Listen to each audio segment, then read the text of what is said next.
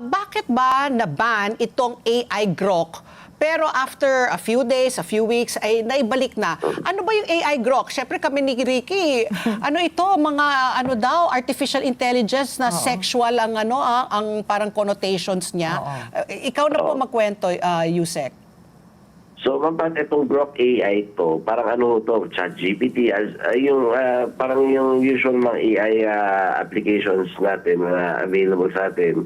So, parang ChatGPT, parang Gemini. Yung mga tools na utilize sa AI para gawin yung mga trabaho natin. Okay. Ang pagkakaiba nga lang nitong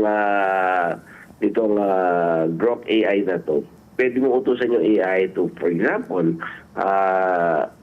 Grok, may picture ni remove the clothes. Nakakapag-generate siya ng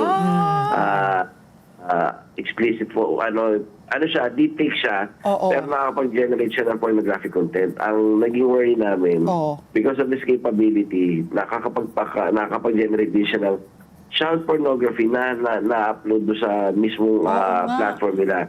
Kasi itong Grok AI na to, ang sister platform nito is yung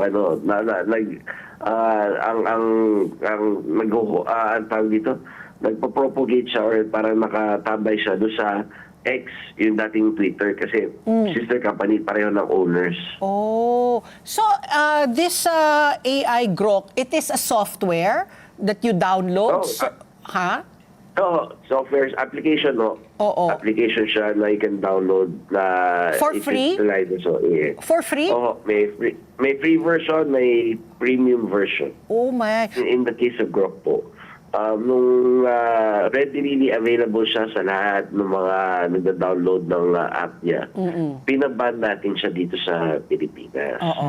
Tapos nung naban siya, lumapit ka agad. The very next day, lumapit ka agad si Grok. Pakipag-usap ka agad. Tapos nag-instill na siya ng safeguards. And to be fair with Grok, hindi na naman available sa Pilipinas yan.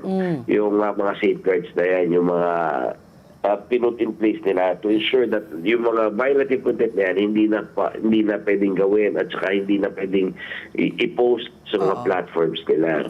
So, again, we're happy na because of our stand, nag-benefit hindi na yung Pilipinas but other countries as well na nag-ban din sa kanya.